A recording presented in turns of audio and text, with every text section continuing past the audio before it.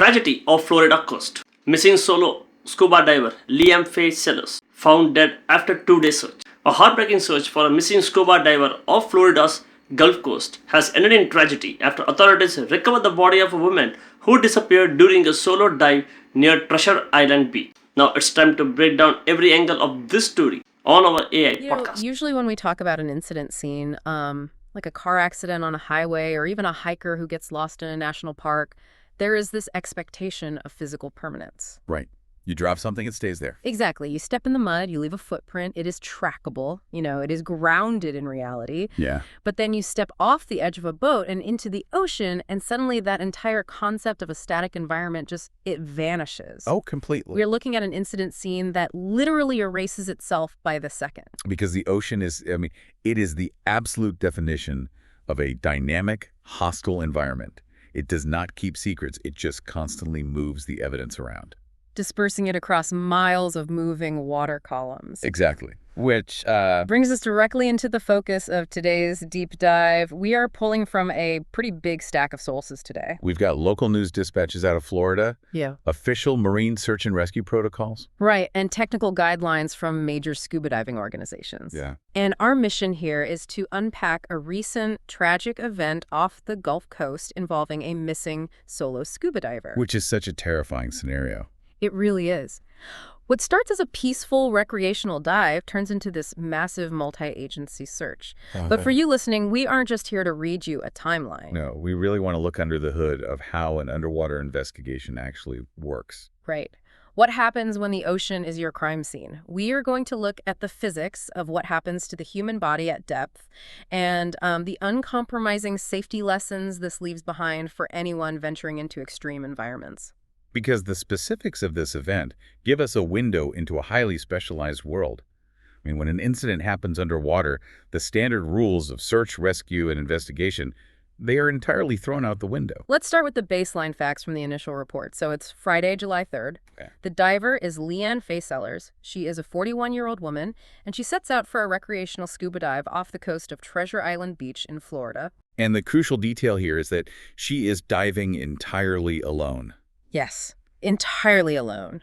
And when she fails to return as expected, her husband reports her missing later that evening. Which is when everything kicks into high gear. It immediately triggers a massive response. Treasure Island Fire Rescue, the Treasure Island Police Department, Marine units, the Coast Guard. They are all mobilized. They comb the shoreline, they run grids out in the Gulf waters, and they find absolutely nothing during those critical initial rescue efforts. And that gap in time is huge. Setting out during the day and not being reported missing until later that evening, it introduces a terrifying gap. Because the first few hours are critical. Yeah, exactly. In any search and rescue operation, those first few hours are the golden window. When a coordinated search of this magnitude yields no initial sign, you are no longer just fighting the environment. You're fighting the clock. You are fighting exponential mathematics. Let's actually talk about that math and the mechanics of the search. Because I think a lot of people just picture helicopters flying in a lawnmower pattern, looking for a head bobbing in the water. Yeah, that is the Hollywood version. Right. But searching the Gulf waters is more like trying to find a specific dust mite in a hurricane. Mm-hmm. You aren't just searching the surface, you are dealing with the entire water column beneath it. It's three-dimensional. Exactly. So how do these agencies even begin to coordinate a search grid when the water is constantly shifting? Well, they rely heavily on something called drift modeling. Specifically, they use software like SAROP. SAROP. Yeah, it stands for Search and Rescue Optimal Planning System. But here is the catch with that. A human body in the water does not behave like a standardized buoy or a disabled boat. Oh, because a boat sits higher up. Right. A boat sits high and is primarily pushed by wind. A submerged or a semi-submerged diver is primarily pushed by subsurface currents. So they have to actually calculate the specific drag of a human wearing scuba gear. They do. They input the last known position, and then they layer in real-time environmental data. Like what kind of data? Tidal charts, wind shear, surface currents, and deep water currents for that specific Friday off Treasure Island Beach. Wow. The software runs thousands of Monte Carlo simulations, basically mapping out thousands of virtual particles to see where the math says she most likely drifted. And do they just trust the math, or is there a way to verify it? They actually verify it physically. Often, they will literally drop physical data marker buoys into the water at the last known location. Oh, to see where they go. Yeah, these buoys have GPS trackers and are designed to mimic the drift characteristics of a human body. They send real-time data back to the command center to verify if the computer models are actually matching what the ocean is doing. But even with all that technology, the passage of time is the ultimate enemy here. It always is. We move from the frantic, adrenaline-fueled search on Friday night into Saturday, and the search grid just keeps expanding. And expanding. Then we hit Sunday, and this is where the narrative shifts from a rescue mission to a recovery mission. Right. Sunday morning at about 6:45 a.m., a fisherman makes a grim discovery. He spots a body floating about 200 feet offshore near Treasure Island Beach. First responders recover the body, and officials confirm it is LeeAnn Fay Sellers.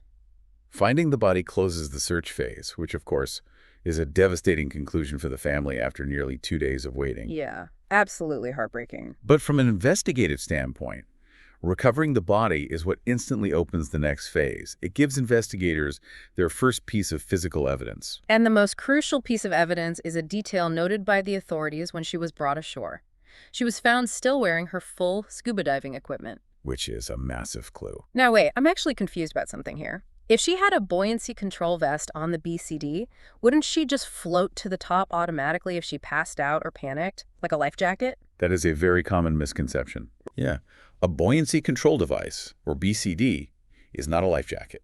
It does not automatically right you, and it doesn't automatically inflate if you lose consciousness. So what does it do? The entire goal of scuba diving is to achieve what is called neutral buoyancy. You wear a heavy lead-weight belt to counteract the natural flotation of your body and your wetsuit. Okay.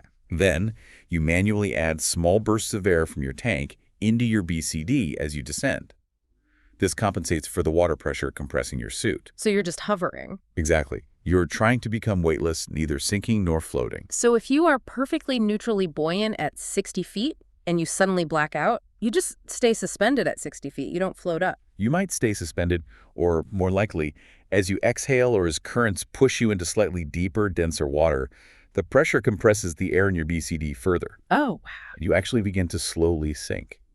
To get to the surface in an emergency, a diver has to actively do two things. What are they? You have to press the inflate button on your BCD and physically unbuckle and drop your heavyweight belt. Which means finding her in full gear fundamentally shifts our understanding of the timeline. Which does. If she had been on the surface, struggling to swim or fighting a current, her lizard brain would have taken over. The very first thing she would have done is ditch that heavy lead weight belt to stay afloat. Absolutely. Survival instinct. The fact that she was found with all her gear still attached strongly suggests she was incapacitated suddenly while she was still actively diving at depth. Yeah. She had zero time to react. The presence of the gear isolates the incident to the mechanics of the dive itself. It tells investigators that whatever catastrophic event occurred, it wasn't a prolonged surface struggle. Right. It was immediate, and it was underwater. So the search for her body ends, but the search for answers starts. The authorities explicitly stated there is no evidence suggesting foul play. It's not a crime scene in the traditional sense. No, it's an environmental incident. Yeah. The Pinellas County Medical Examiner's Office is taking over to determine the official cause and manner of death. They are actively looking into whether equipment failure, medical issues, or environmental conditions played a role. Which is a complex process. Right. I keep coming back to the environment. When the scene is completely underwater and the only witness to the incident is the victim herself, how does a medical examiner piece together whether it was a faulty oxygen valve, a sudden undertow, or like a massive heart attack? Well, it requires a highly systematic approach. Because there are no witnesses, they have to work backward to autopsy the event itself, not just the body. Autopsy the event? That's a fascinating way to put it. First, they look at the integrity of the recovered scuba gear. They basically treat the equipment as the sole surviving witness. Makes sense. The medical examiner, working alongside forensic dive experts, will take her entire kit regulator, tank, BCD, dive computer, and put it into a hyperbaric testing chamber. Oh, to recreate the pressure of the ocean at the depth she was diving? Exactly. They need to see if the gear fails under pressure. Did a high-pressure O-ring blow out? Was there a microcrack in a hose that only expands at 3 atmospheres of pressure? What about the air in the tank? They will definitely test the air inside the tank. Compressors that fill scuba tanks can sometimes malfunction and pump trace amounts of carbon monoxide into the tank. Which is deadly. Right. At the surface, a tiny amount might just give you a headache.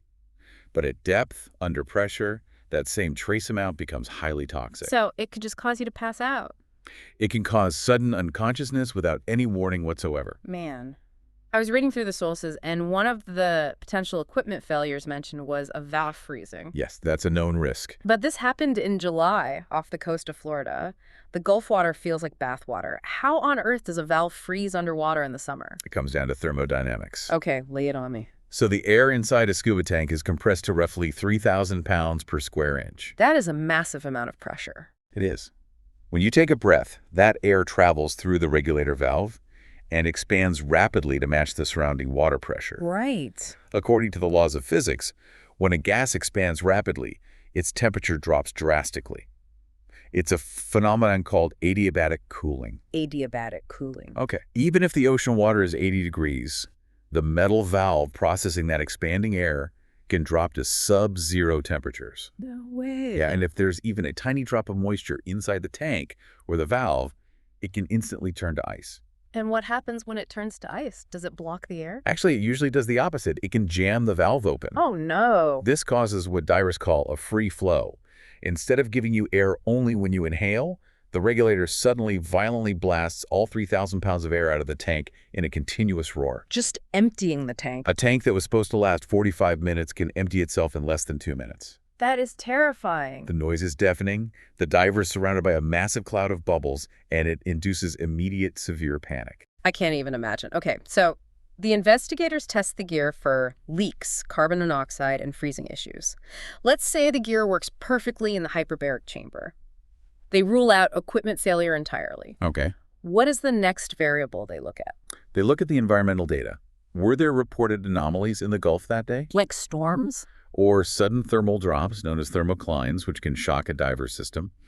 Were there violent, localized down currents that could pin a diver to the bottom? They can check for that kind of stuff after the fact. To an extent, yes. Yeah. They will also check your gear for microscopic evidence of entanglement. Fishing lines, kelp, or marine ropes that might have trapped her until her air ran out. Okay, so if the environment was completely clear, we are left with the physiology of the diver herself. Exactly. How do they tell the difference between drowning and a sudden medical emergency? The medical examiner is looking for specific physiological markers. One of the primary things they look for is barotrauma. Barotrauma, which is physical damage caused by sudden pressure changes, right? Right. Can you break down how barotrauma actually happens? It's based on Boyle's law.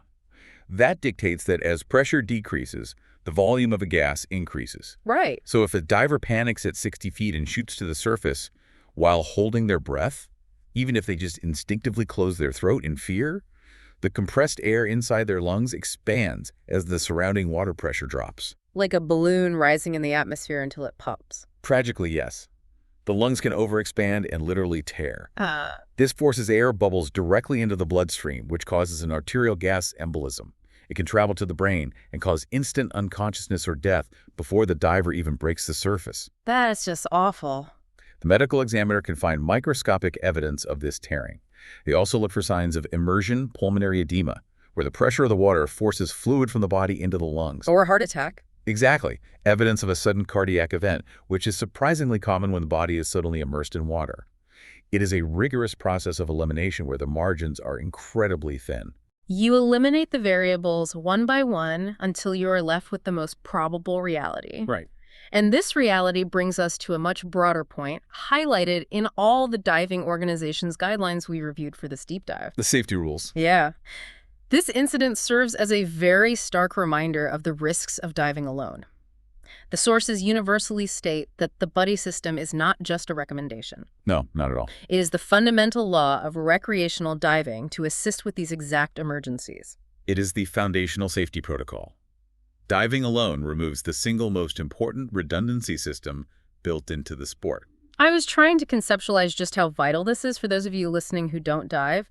People often compare it to having a spotter at the gym when you lift heavy weights. Right. But that doesn't feel extreme enough to me. Based on the physics you just explained, diving alone feels more like driving a spaceship without a co-pilot. That's a good way to look at it. Like, if the life support computer crashes in space, you have maybe 10 seconds to manually reboot it while holding your breath in a vacuum.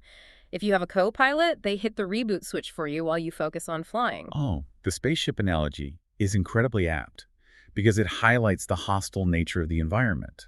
Humans are completely incompatible with the underwater environment without mechanical life support. We just don't belong down there. We don't. On land, your margin for error is usually quite wide. You trip, you fall, you catch your breath. Underwater, your margin for error is virtually zero. Right.